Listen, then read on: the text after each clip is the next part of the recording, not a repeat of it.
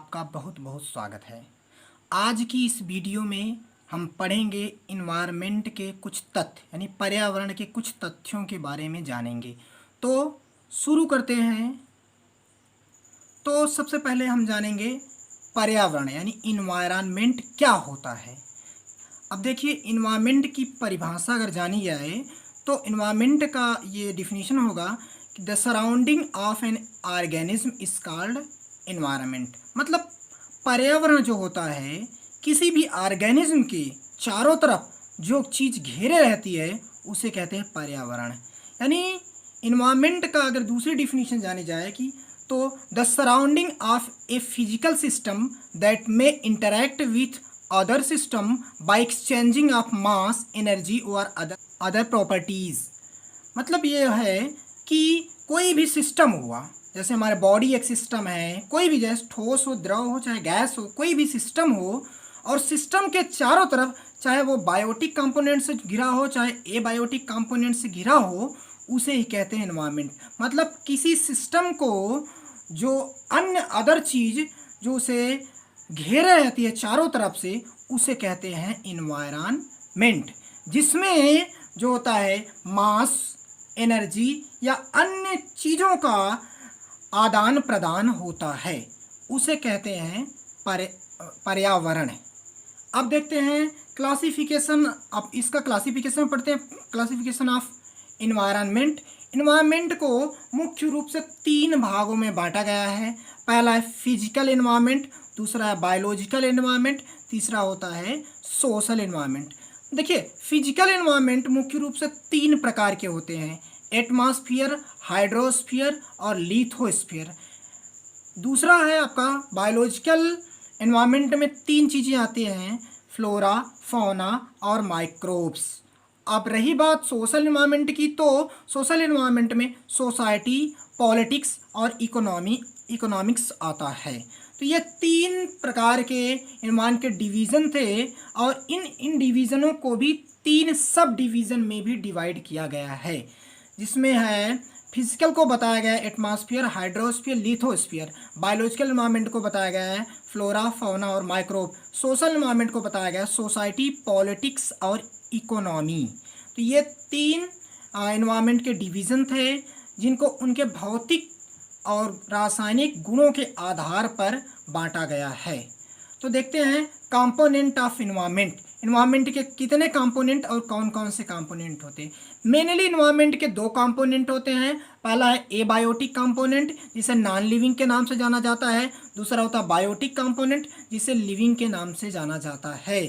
Abiotic component में जो environment में पाए जाते हैं उसमें आता है water, temperature, light, soil, air और भी चीज़ें आती हैं जो एबायोटिक के अंतर्गत आती है। लेकिन अगर बायोटिक की बात करें तो बायोटिक में तीन चीज़ें आता है: प्रोड्यूसर, कंज्यूमर और डिकम्पोजर। अब देखिए, कंज्यूमर को और भी अगर सब डिवीज़न में बांटा जाए तो ये तीन प्रकार का होता है: प्राइमरी, सेकेंडरी और टर्शियरी कंज्यूमर। ये तीन प्रकार का, कभी कभार टॉप कंज्यूमर भी आ जाता है अगर फूड चेन जो होती है बड़ी होगी तब। अब रही बात एबायोटिक कंपोनेंट के, आपके सामने कुछ फिगर दिए गए हैं। जैसे विंड का फिगर दिखाई दे रहा है, वाटर के ड्रॉप का दिखाई दे रहा है, सनलाइट, सॉइल, टेम्परेचर, एटमॉस्फेयर का दिखाई दे रहा है। तो ये हैं आपके एबायोटिक कंपोनेंट्स। तो अब शुरू करते हैं, हम एक एक के बारे में डिस्कस करेंगे डिटेल में। पहला है आपका वाटर। वाटर क्या होता है, पहले वाटर के बारे में जान लेते हैं। Water is a colourless, odourless, transparent liquid that chemically consist of 2 hydrogen atom and 1 oxygen atom. मतलब ये होता है एक प्रकार का, ये रंगहीन होता है, स्वादहीन होता है, पारदर्शी द्रव होता है, जो मुख्य रूप से अगर रासायनिक रूप से समझा जाए तो जिसमें 2 हाइड्रोजन और 1 ऑक्सीजन पाया जाता है। ये देखिए आपके सामने फिगर दिया है वाटर का। वाटर किस प्रकार दिखाई दे रहा है, जिस बर्तन में ये रखा जाता है उसी की आकृति ग्रहण कर लेता है, इसीलिए इसे कहा जाता है ये कलरलेस है। और ऑर्डरलेस होता है, मतलब इसमें किसी प्रकार की गंध नहीं पाई जाती, और ट्रांसपेरेंट होता है, यानी इसके आर पार आसानी से देखा जा सकता है। अगर प्रॉपर्टी की बात करें तो वाटर की कई प्रॉपर्टीज़ होती हैं। जैसे आप फिजिकल प्रॉपर्टीज़ हम जानते हैं, केमिकल प्रॉपर्टीज़ जानते हैं। तो यहाँ पे कुछ सामान्य प्रॉपर्टीज़ कही गई, जैसे केमिकल फार्मूला होता है जल का H2O। अब बॉइलिंग पॉइंट की बात करें फ्रेश वाटर की तो 100 डिग्री सेल्सियस होता है। अगर फ्रीजिंग पॉइंट की बात करें, फ्रीजिंग पॉइंट एक फ्रेश वाटर का होता है 0 डिग्री सेल्सियस। स्टैंडर्ड डेंसिटी कितनी होती है 997 किलोग्राम पर क्यूबिक मीटर होता है। मैक्सिमम डेंसिटी की बात करें किस टेम्परेचर पे पाया जाता है तो 4 डिग्री सेल्सियस पे मैक्सिमम डेंसिटी पाई जाती है। अगर मालिक्यूलर वेट जो होता है इसका 18.015 ग्राम पर मोल इसका क्या होता है, मालिक्यूलर वेट होता है। अब शुरू करते हैं यानी डिवीजन ऑफ अर्थ को कितने भागों में डिवाइड किया गया है। तो अर्थ को मुख्य रूप से 2 भागों में डिवाइड किया गया। पहला होता है वाटर एरिया होता है, दूसरा लैंड एरिया होता है। वाटर एरिया जो होता है 70.5 यानी 70.5 और लैंड की बात करें तो ये होता है 20.5, दोनों मिला के 100% हो जाते हैं। अब देखिए हम वाटर के बारे में डिस्कस कर रहे हैं तो वाटर का हम यहाँ पे लैंड को छोड़ देते हैं, वाटर को डिवाइड करते हैं। फिर वाटर को मुख्य रूप से 2 भागों में बांटा गया है, एक फ्रेश वाटर होता है, दूसरा सैलाइन वाटर होता है। फ्रेश वाटर जो होता है जो पेयजल होता है, सलाइन वाटर होता है जो सी वाटर जिसे कहते हैं, जो हमारे पेय के रूप में पीने के योग्य नहीं होता है। अब सैलाइन वाटर जो होता है धरती पर 97.5 यानी 97.5 और फ्रेश वाटर की बात कही जाए तो 2.5% ही जल होता है वो पीने के योग्य होता है। अब फ्रेश वाटर को और हम सब डिवाइड करें तो ये कई रूपों में कई स्थानों पे पाया जाता है। जैसे ग्लेशियर में 68.7% पाया जाता है। ग्राउंड वाटर जो होता है जो हम नलकूप से बाहर निकालते हैं वो 30.1% होता है। सरफेस वाटर होता है वो होता है 0.4% और परमाफ्रॉस्ट होता है वो होता है 0.8% होता है। परमाफ्रॉस्ट आप जानते हैं कि परमानेंटली फ्रोजन, वो परमानेंटली क्या होता है, फ्रोजन होता है बिटवीन द सॉयल सरफेस में। सॉयल सरफेस के अंदर जब कोई वाटर जो होता है एक ठोस सॉलिड के रूप में परिवर्तित हो जाता है तो उसे कहते हैं परमाफ्रॉस्ट। अब देखिए जो सरफेस वाटर होता है जो 0.4% होता है वो फ्रेश वाटर का भाग है, उसे कई अन्य भागों में डिवाइड किया गया है। ये पहला है, या कई अन्य रूपों में भी पाया जाता है। जैसा लेक वाटर होता है यानी झीलों में जो पाया जाता है वो 67.4% पाया जाता है। और कुछ वाटर जो होता है सॉइल मॉइस्चर यानी मिट्टी में नमी के रूप में पाया जाता है वो होता है 12.2%। एटमॉस्फियर के रूप में भी वेपर के रूप में पाया जाता है वाटर जो होता है 9.5%। वेटलैंड जो होता है जैसे रामसर कन्वेंशन में बताया गया वेटलैंड होता है वो 8.5% वाटर पाया जाता है उसमें। कभी कभार देखिए एनिमल बॉडी हो चाहे प्लांट बॉडी हो उसमें भी 0.8% वाटर पाया जाता है। तो ऑलमोस्ट जो होता है वर्ल्ड की जितनी भी चीज़ें होती है संसार या दुनिया की उसमें कुछ ना कुछ मात्रा में वाटर पाया ही जाता है। तो ये था वाटर का डिवीज़न, पृथ्वी पर कितने भागों में बांटा गया है, कैसे कैसे बांटा गया है। अब तो देखते हैं आगे हम शुरू करते हैं। तो आगे शुरू करते हैं सैलाइन वाटर। आप थोड़ा थोड़ा चीज़ों के बारे में जान लीजिए। सैलाइन वाटर क्या होता है, जो अब सी वाटर जिसे जाना जाता है। सैलाइन वाटर होता है वह वाटर होता है जिसमें डिजॉल्व सॉलिड सॉल्ट पाया जाता है, जैसे सोडियम क्लोराइड, मैग्नीशियम क्लोराइड और कैल्शियम क्लोराइड, और उसके बाइकार्बोनेट भी पाए जाते हैं, उसे सैलाइन वाटर कहा जाता है। Means the water which contains dissolve solid including sodium chloride, magnesium chloride और calcium chloride and bicarbonates is called saline water. और अगली बात है, अगर सी वाटर में सैलिनिटी की बात की जाए तो 3.5% या 35 ppm यानी पार्ट पर मिलियन, यानी इसका मतलब ये है 1000 ml यानी 1 लीटर वाटर में 35 ग्राम साल्ट घुला रहता है। ये होता है सी वाटर की सैलिनिटी। अब रही बात ग्लेशियर्स की बात, एक ग्लेशियर क्या होता है, एक glacier is a large perennial accumulation of crystalline ice, snow, rock और सेडिमेंट। ये एक प्रकार का क्रिस्टलाइन आइस होता है जो कभी कभार स्नो, रॉक, सेडिमेंट के रूप में पृथ्वी पर पाया जाता है, जिसे ग्लेशियर कहा जाता है। अब देखिए ग्लेशियर जो होता है पूरी पृथ्वी पर 10% भाग में पाया जाता है, यानी पूरी पृथ्वी के पूरे लैंड मास का 10% जो भाग होता है वो ग्लेशियर होता है।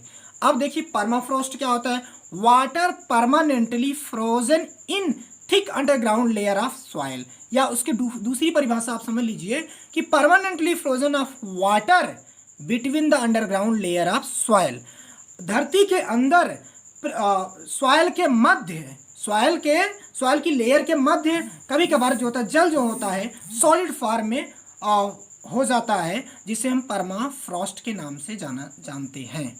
अब देखिए यहाँ पे एक फिगर दिखाई दिया ऊपर की, ये देखिए आप देख रहे हैं ये ऊपर की लेयर जो है ये सॉइल की लेयर है, और यहाँ सफ़ेद सफ़ेद जो दिख रहा है आपको ये एक प्रकार का परमाफ्रॉस्ट है, परमाफ्रॉस्ट है। ये सफ़ेद सफ़ेद भाग जो होता है परमाफ्रॉस्ट होता है।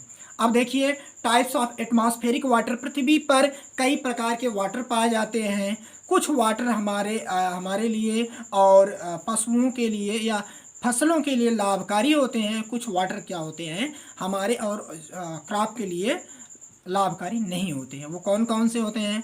पहला वाटर होता है रनिंग वाटर। रनिंग वाटर किसे कहते हैं? The water which run away from the slope is called running water. मतलब वह वाटर जो होते हैं बरसात के बाद जो ऊंचे स्थानों से निचले स्थानों पे बह के चला जाता है उसे कहते हैं running water.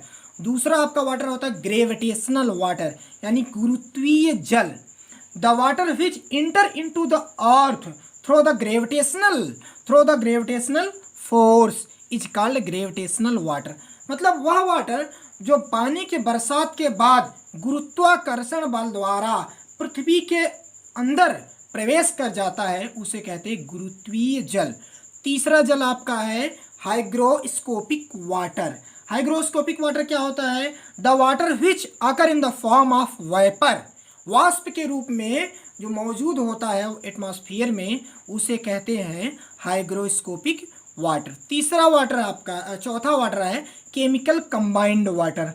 The water which are present in chemical compound, chemical compound में जो पाया जाता है उसे कहते हैं केमिकल कंबाइंड वाटर। जैसे कैल्शियम कार्बोनेट हुआ में 5H2 होता है, कैल्शियम ऑक्सीक्लोराइड जो होता है उसमें 10H2 होता है। तो ये कभी कभार कुछ कंपाउंड्स होते हैं केमिकल कंपाउंड्स, उसमें भी वाटर कुछ ना कुछ मात्रा में मौजूद होता है, जिसे कहते हैं केमिकल कंबाइंड वाटर।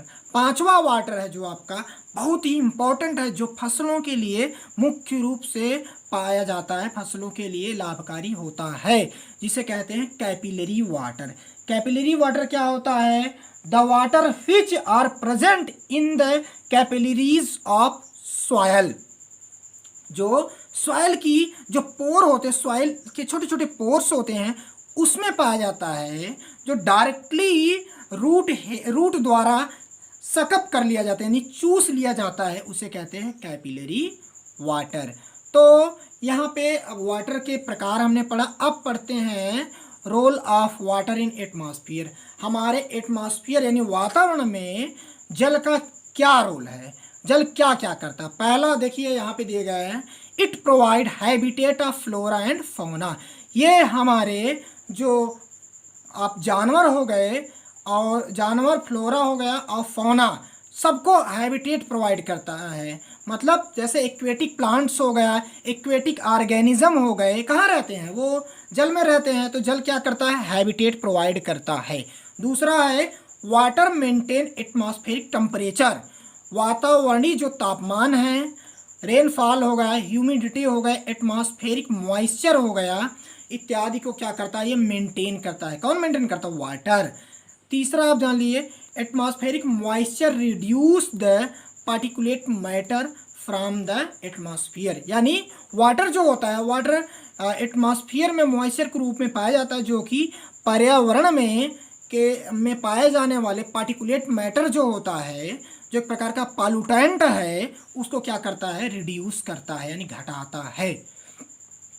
वाटर का उपयोग जो होता है मुख्य रूप से डोमेस्टिक पर्पज़ में भी होता है, एग्रीकल्चर पर्पज़ में भी होता है और इंडस्ट्रियल पर्पज़ में भी होता है। डोमेस्टिक पर्पज़ में आप जानते हैं खाने पीने में होता है, कपड़े धोने में होता है, एग्रीकल्चर में होता है, आप कृषि में सिंचाई करते हैं, और बड़े बड़े कारखाने होते हैं उनमें भी इसका उपयोग होता है मुख्य रूप से। तो वाटर का उपयोग कई स्थानों पर भिन्न भिन्न प्रकार से होता है। आगे बात करते हैं टेम्परेचर की।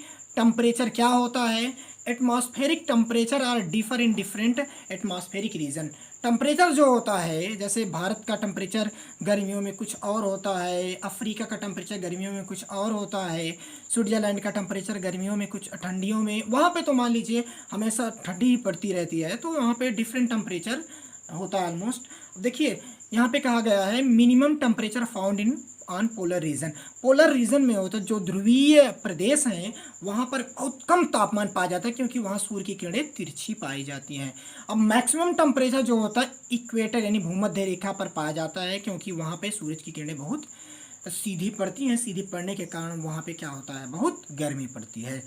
अब अगली बात करें, world coolest area of earth is the Verkhoyansk. Verkhoyansk जो होता है संसार का सबसे ठंडा प्रदेश होता है। लेकिन गर्म प्रदेश की बात करें, पिछले 19 वर्षों का जो मैक्सिमम टेम्परेचर दिया गया है वो लीबिया में दिया गया है, जो नॉर्थ अफ्रीका की एक प्रकार की कंट्री है। नॉर्थ अफ्रीका कॉन्टिनेंट है जो, उसकी एक कंट्री है लीबिया। लीबिया में पिछले 19 वर्षों में तापमान सबसे ज़्यादा रिकॉर्ड किया गया है। आप देखिए टेम्परेचर के आधार पे ऑर्गेनिज्म के प्रकार, टेम्परेचर के आधार पे ऑर्गेनिज्म दो प्रकार के होते हैं, एक वार्म ब्लडेड होता है, एक कोल्ड ब्लडेड होता है। वार्म ब्लडेड एनिमल को आइसोथर्मल एनिमल्स कहते हैं। देखिए इसकी डिफिनीशन देख लीजिए, आप सामने दिया गया है, the animal their body temperature is constant, मतलब उसकी बॉडी का टेम्परेचर जो होता है कांस्टेंट होता है, is called warm blooded animal. इसे कहते हैं आइसोथर्मल एनिमल्स कहते हैं। जैसे मैमल्स हो गए, बर्ड्स हो गए। देखिए आपके सामने फिगर दिया गया है, कुछ बर्ड्स का नाम दिया गया, दिखाया गया फिगर। एक गाय की फिगर दिखाई गई है जो मैमल्स है। इन सब का तापमान क्या होता है, एक प्रकार से समान होता है। जैसे मनुष्य का तापमान की बात करो तो 37 डिग्री सेल्सियस होता है, वो गर्मी में क्या होता है, ना बढ़ता है ना घटता है, एक समान तापमान रहता है। उसे कहते हैं वार्म ब्लडेड एनिमल, यानी आइसोथर्मल या होमोथर्मल एनिमल के नाम से भी जाना जाता है। दूसरा होता है कोल्ड ब्लडेड एनिमल। वह एनिमल जिनके बॉडी का टेम्परेचर जो होता है क्या होता है, वो एटमॉस्फियर के अनुसार यानी मेंटेन रहता है। क्लाइमेट जैसी होती है जलवायु, ठंडी जलवायु में क्या होता है, अपने शरीर का तापमान ठंडा कर देते हैं, गर्मी में अपने शरीर का तापमान गर्म कर देते हैं। उसे कहते हैं, वो क्या करते हैं, अपने शरीर के तापमान को मेंटेन करते हैं। इसे पोइकोथर्मल के नाम से भी जाना जाता है। इसके अंतर्गत आते हैं रेप्टाइल्स हो गए, फिश हो गए, एम्फीबियंस हो गए। क्या होते हैं ये, एक प्रकार के कोल्ड ब्लडेड एनिमल्स हैं। अब role of temperature in atmosphere, atmosphere में टेम्परेचर का क्या रोल है, तो पहला आप देखिए, यह जो होता है फ्रूट्स हो गए, क्रॉप्स हो गए, क्रॉप के पकने में, राइपनिंग में मदद करते हैं। दूसरा अगर बात करें तो ये एटमॉस्फेरिक जो टेम्परेचर है जो होता है वो पूरे विश्व का ग्लोबल टेम्परेचर है उसको मेंटेन करते हैं। तीसरी बात है warming the habitat of animals. कुछ कभी कभार ठंडियों में होता है, एनिमल्स के जो हैबिटेट होता है जहाँ वो रहते हैं उनको क्या करते हैं, गर्माहट प्रदान करते हैं। तो ये टेम्परेचर जो होता है रिक्वायर्ड फॉर रेनफॉल। टेम्परेचर आप जानते हैं गर्मी बढ़ती है तो क्या होता है, इवेपोरेशन होता है। इवेपोरेशन होने के बाद जल जो जिसका इवेपोरेशन हुआ होता है वो वापस क्या आसमान में जाके वो क्लाउड बनता है, क्लाउड के बाद रेनफॉल होता है। आप जानते हैं टेम्परेचर जो होता है रेनफॉल के लिए भी रिस्पॉन्सिबल होता है। Atmospheric temperature is essential for the growth and development of crop. कभी कभार देखो गर्मियों में क्या होता है, फसलों के पकने के लिए एक निश्चित तापमान की आवश्यकता होती है। अतः क्या होता है, तापमान जो होता है पौधों के फसलों की वृद्धि तथा विकास में भी मदद करते हैं। अब देखिए एयर की बात करें, इन प्रकार की गैसें इसमें पाई जाती है, मेजर होगा, माइनर होगा और ट्रेस गैस होते हैं।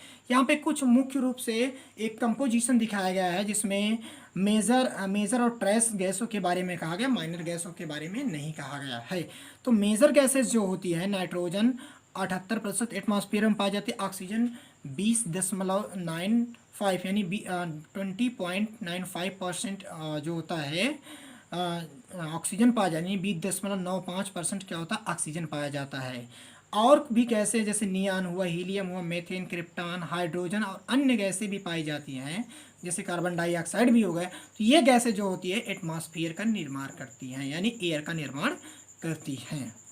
अब देखिए एक मुख्य रूप से ये भी एबायोटिक कंपोनेंट्स है। जैसे सनलाइट की बात करें हैं या कोई अन्य भी लाइट होती है। सनलाइट जो होता है, सूरज से आने वाली किरणें जो होती है, मुख्य रूप से sunlight is a form of energy that comes from the sun in the small energy packed is called photon or quanta। जब सूरज की किरणें वहां से चलती है वो स्मॉल एनर्जी पैक्ड के रूप में चलती हैं, उसे कहते हैं फोटोन या क्वांटा के नाम से कहते हैं। यह जो होती है एनर्जी जो होती है पौधों की फोटोसिंथेसिस क्रिया में रिस्पॉन्सिबल होता है। अब देखिए इस फिगर में दिखाया गया है कि ये सन जो सूरज से जो आने वाली किरणें हैं यहाँ पे आ रही है और पत्तियों पे पड़ेंगी तो फोटोसिंथेसिस क्रिया होगा। फोटोसिंथेसिस क्रिया द्वारा प्लांट जो होते हैं, ग्रीन प्लांट अपना भोजन बनाएंगे तो अब देखिए सॉइल। अब बात है सॉइल और सॉइल न्यूट्रिएंट की। सॉइल जो होता है, सॉइल क्या होता है? Outer most layer of the earth crust. Outer most layer होता है या अपर मोस्ट लेयर कह सकते हो, होता है। अब इसमें कुछ सॉइल न्यूट्रिएंट भी पाए जाते हैं।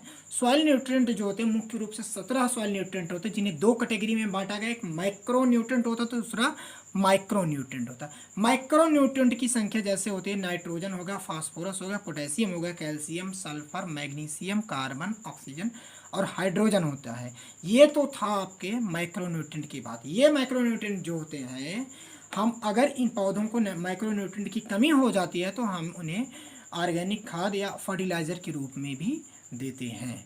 अब दूसरा होता है माइक्रो न्यूट्रिएंट। माइक्रो न्यूट्रिएंट में आयरन हो गया, बोरोन हो गया, क्लोरीन हो गया, मैग्नीशियम, जिंक, कॉपर, मोलिब्डेनम और निकेल आता है। ये जो पौधों की वृद्धि और विकास के लिए रिस्पॉन्सिबल होता है। अब दूसरी बात है बायोटिक कंपोनेंट की। अब हम पढ़ते हैं biotic component of environment. Environment के बायोटिक कंपोनेंट कौन कौन से हैं? तो बायोटिक कंपोनेंट को 3 भागों में बांटा गया है, प्रोड्यूसर, कंज्यूमर और डिकम्पोजर। प्रोड्यूसर क्या होते हैं? ऑल ग्रीन प्लांट्स जो होते हैं प्रोड्यूसर होते हैं। कंज्यूमर होते हैं ऑल एनिमल्स होते हैं। डिकम्पोजर होते हैं माइक्रो ऑर्गेनिज्म आते हैं। अब देखिए प्रोड्यूसर क्या होते हैं? सभी ग्रीन प्लांट्स प्रोड्यूसर कहलाते हैं। They synthesise their own food through cell by photosynthesis process. क्योंकि ये अपना भोजन स्वयं बनाते हैं, किस द्वारा? फोटोसिंथेसिस प्रोसेस द्वारा। Producer do not depend on another organism for their food, formed their food through self with the help of photosynthesis process is called producer है। प्रोड्यूसर के अगर प्रोड्यूसर में प्रोडक्टिविटी की बात करें तो प्रोडक्टिविटी 2 प्रकार की होती है। प्राइमरी प्रोडक्टिविटी जो होता है फोटोसिंथेसिस द्वारा होता है। दूसरा होता है सेकेंडरी प्रोडक्टिविटी जो होता है कीमोसिंथेसिस होता है। प्राइमरी प्रोडक्टिविटी में एनर्जी का जो फॉर्म होता है वो सोलर एनर्जी होता है। अब सेकेंडरी प्रोडक्टिविटी में जो एनर्जी का सोर्स होता है वो केमिकल एनर्जी होता है। अब देखिए प्राइमरी प्रोडक्टिविटी क्या होता है? The primary productivity is the amount of biomass और organic compound produce per unit area over a period of time by green plant during photosynthesis. मतलब ये हो गया, आप कह सकते हैं एक वर्ष में एक निश्चित एरिया की किसी भी प्लांट की जितनी बायोमास हो गया या ऑर्गेनिक मैटर हो गया उसे कहते हैं प्राइमरी प्रोडक्टिविटी। प्राइमरी प्रोडक्टिविटी जो होता है पूरा का पूरा डिपेंड होता है सोलर एनर्जी पर। तो प्राइमरी प्रोडक्टिविटी जो होता है ये 2 प्रकार का होता है, ग्रीन GPP NPP यानी gross primary productivity, net primary productivity. Gross primary productivity equal to होता है net primary productivity plus respiration. यानी जो प्लांट होता है वो अपना सोलर एनर्जी द्वारा क्या होता है बायोमास का निर्माण करता है। अब इसे जो बायोमास का निर्माण हुआ है इसे कहेंगे GPP यानी ग्रॉस प्राइमरी प्रोडक्टिविटी। अब NPP क्या कहलाता है? Net primary productivity. जैसे अब कोई भी वो जितना अब रिस्पायरेशन के बाद जितनी एनर्जी उसमें बचती है उसे कहते हैं नेट प्राइमरी प्रोडक्टिविटी। अब देखिए अब ग्रॉस प्राइमरी प्रोडक्टिविटी में ग्रॉस प्राइमरी प्रोडक्टिविटी क्या होती है? Quantity of matter produce by photosynthesis is called gross primary productivity. जितनी क्वांटिटी है बायोमास की जो फोटोसिंथेसिस क्रिया द्वारा प्रदान हुआ है उसे कहते हैं ग्रॉस प्राइमरी प्रोडक्टिविटी। अब पहला तो था आपका प्राइमरी प्रोडक्टिविटी, अब दूसरा हम पढ़ते हैं सेकेंडरी प्रोडक्टिविटी।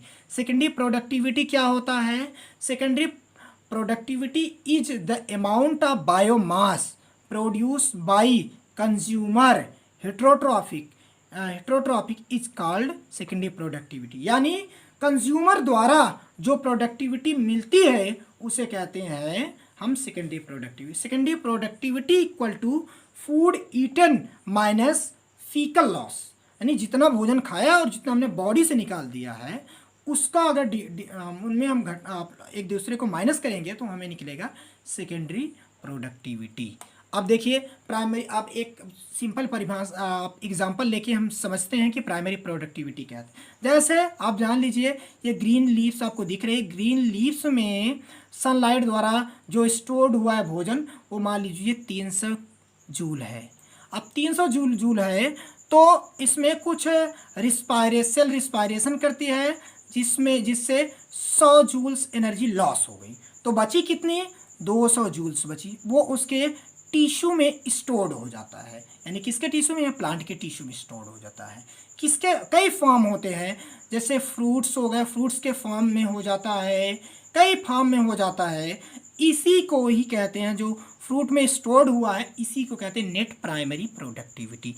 अब जो नेट प्राइमरी प्रोडक्टिविटी है किसी कंज्यूमर द्वारा, आपको देखिए एक कंज्यूमर दिख रहा है, कंज्यूमर द्वारा अब क्या कर लिया जाता है? कंज्यूम कर लिया जाता है। अब कितना एनर्जी इसमें आया?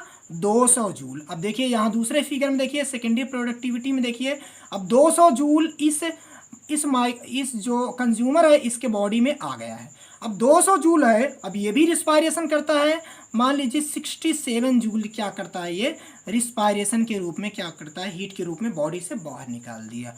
अब देखिए कुछ इसमें 33 जो जूल्स है, 33 जूल जो है इसमें उसके टिश्यू में स्टोर हो जाता है, और जो बचा है 100 जूल जो होता है वो आप अपने बॉडी से फीकल के रूप में फीकल मटेरियल व्यर्थ पदार्थ के रूप में बाहर निकाल दिया जाता है।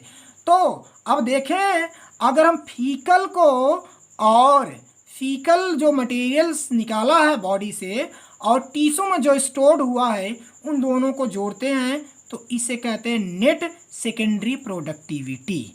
आपने अच्छी तरह समझा इस क्या होता है। अब अगला देखते हैं। अब ये तो था आपके प्रोड्यूसर के बारे में, दूसरा है आप कंज्यूमर पढ़ेंगे ना। कंज्यूमर क्या होता है? The organism that unable to synthesise their own food through self but they depend on another organism for food is called consumer. मतलब वे जीव जो अपना भोजन स्वयं नहीं बना पाते परंतु अपने भोजन के लिए अन्य दूसरे जीवों या पौधों पर निर्भर होते हैं उसे कहते हैं कंज्यूमर। कंज्यूमर को मुख्य रूप से 3 प्रकार के होते हैं, या इन्हें कंज्यूमर को मुख्य रूप से 3 भागों में डिवाइड किया गया है। पहला आता है प्राइमरी कंज्यूमर, दूसरा होता है सेकेंडरी कंज्यूमर, तीसरा होता है क्या? आपका टर्शियरी कंज्यूमर। तो ये 3 प्रकार के कंज्यूमर यहाँ पे दिए गए हैं। अब प्राइमरी कंज्यूमर क्या होता है? इसमें वे जीव आते हैं जो मुख्य रूप से ग्रीन प्लांट यानी हरे पेड़ पौधों को खाते हैं। आपके सामने देखिए 2 फिगर दिया गया है, एक में गौरिल्ला दिखाया है, दूसरे में बकरी दिखाई गई। ये क्या है? एक प्रकार के प्राइमरी कंज्यूमर हैं, क्योंकि ये क्या होते हैं? ग्रीन लीव्स या पत्तियों या फलों को ही खाते हैं, उन्हें कहते हैं प्राइमरी कंज्यूमर। ये मुख्य रूप से हर्बीवोरस होते हैं यानी शाकाहारी होते हैं। दूसरा होता है सेकेंडरी कंज्यूमर, वे कंज्यूमर जो क्या होते हैं? प्राइमरी कंज्यूमर को भोजन के रूप में लेते हैं, उन्हें कहते हैं सेकेंडरी कंज्यूमर। ये मुख्य रूप से कार्निवोरस होते हैं यानी मांसाहारी होते हैं। अब तीसरा होता है टर्शियरी कंज्यूमर। टर्शियरी कंज्यूमर क्या होते हैं? वो जो किसको खाते हैं? सेकेंडरी कंज्यूमर को खाते हैं। सेकेंडरी कंज्यूमर ये मुख्य रूप से कार्निवोरस भी हो सकते हैं या ओमनीवोरस भी होते हैं, यानी मांसाहारी तो होते ही होते हैं, कभी कभार ये सर्वाहारी के रूप में भी पाए जाते हैं। तो ये और अगर कभी कभार देखो टॉप कंज्यूमर भी आ जाता है अगर फूड चेन बड़ी होती है तो ये तो था primary consumer, secondary consumer, tertiary consumer के बारे में। अब हम पढ़ते हैं अब देखिए यहाँ पे दो आपको चेन दिखाया गया है। एक पहली चेन में ये दिखाया गया है प्रोड्यूसर प्रोड्यूसर के बाद ये जो होता है किसको खाता है, ग्रीन प्लांट्स को खा लेता है। ग्रीन प्लांट को जब खाएगा तो ये होगा प्राइमरी कंज्यूमर, प्राइमरी कंज्यूमर यानी शाकाहारी होगा। अब ये एक बर्ड्स दिखाई दे, ये बर्ड्स किसको खाएगी, इस छोटे से इंसेक्ट को खाएगी, ये सेकेंडरी कंज्यूमर। अब ये बाज दिखाई दे रहा है, बाज किसको खाएगा, अब बर्ड्स को खाएगा, ये होगा टर्सरी या टॉप कंज्यूमर होगा। इसी प्रकार इसमें भी होता है, ग्रास दिखा है, ग्रास को ग्रास ऑपर खाएगा, ग्रास ऑपर को फ्रॉग खाएगा, फ्रॉग को पाइथन या स्नेक खाएगा। तो इस प्रकार ये तो था एक प्रकार के चेन के रूप में किस प्रकार कौन सा कंज्यूमर किसको खाता है। अब शुरू करते हैं हम डिकम्पोजर के बारे में। डिकम्पोजर क्या होता है, दोज ऑर्गेनिज्म दैट डिकम्पोज्ड और spoiled dead remaining parts of plant and animal are called decomposer. Decomposer क्या होते हैं, जो भी पृथ्वी पर किसी अन्य जीवों द्वारा खाने से बचा है या गिरने के बाद जो होता है कोई रिमेनिंग पोर्शन बचा है उसको माइक्रो ऑर्गेनिज्म द्वारा सड़ाया गलाया जाए, उसे कहते हैं डिकम्पोजर। डिकम्पोजर में मुख्य रूप से बैक्टीरिया आता है, फंजाई आता है, अर्थवर्म, ये सब आते हैं। देखिए यहाँ पे एक फिगर दिया गया है आपके सामने। केचुए का, केचुआ क्या होता है, किसान का मित्र कहा जाता है। ये भी क्या करता है, जो सड़े गले पदार्थ को क्या करता है, डिकम्पोज करने में मदद करता है। अतः ये भी डिकम्पोजर या डेट्रीवोरस के नाम से भी इन्हें जाना जाता है। अब देखिए स्टेप ऑफ डिकम्पोजर, डिकम्पोजर किस प्रकार होता है, जैसे पहले फ्रेगमेंटेशन होता है, दूसरा लीचिंग होता है, तीसरा कैटाबोलिज्म होता है, चौथा ह्यूमिफिकेशन होता है, पांचवा मिनरलाइजेशन होता है। यानी पहला तो फ्रेगमेंटेशन का मतलब होता है पहले छोटे बड़े पार्टिकल जो होते हैं छोटे छोटे पार्टिकल में टूटेंगे, उसके बाद लीचिंग होने के बाद जो होता है, जैसे सॉइल प्रोफाइल में आपने देखा होगा कि एक होरिजोन से दूसरे होरिजोन में जो होता है ग्राउंड वाटर के साथ मिनरल क्या कहते हैं मूव करते हैं, उसे कहते हैं लीचिंग। कैटाबोलिज्म जो भी पदार्थ और वो अन्य भागों में टूट जाता है उसे कहते हैं कैटाबोलिज्म। ह्यूमिफिकेशन यानी होता है फॉर्मेशन ऑफ ह्यूमस, ह्यूमस उर्वरता का निर्माण करना क्या कहलाता है, ह्यूमिफिकेशन कहलाता है। मिनरलाइजेशन यानी जो पदार्थ है वो छोटे छोटे मिनरल्स में टूट जाए, कई मिनरल्स में टूट जाता है, उसे कहते हैं मिनरलाइजेशन। तो ये तो था डिकम्पोजिशन का स्टेप्स।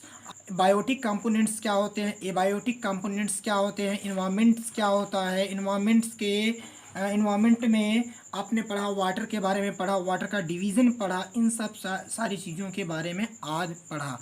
आज के इस वीडियो में अगर आपको कोई भी चीज़ ऐसी हो जो ना समझ में आया है तो आप हमारे कमेंट बॉक्स में कमेंट कर सकते हैं और हमारी वीडियो को ज़्यादा से ज़्यादा शेयर करिए और हमारी वीडियो को अंत तक देखिए ताकि आपको पूरी चीज़ें समझ में आए। इसके बाद अगली वीडियो में हम इकोसिस्टम के साथ उपस्थित होंगे। तब तक के लिए धन्यवाद। Thank you. आपका दिन शुभ। Thank you.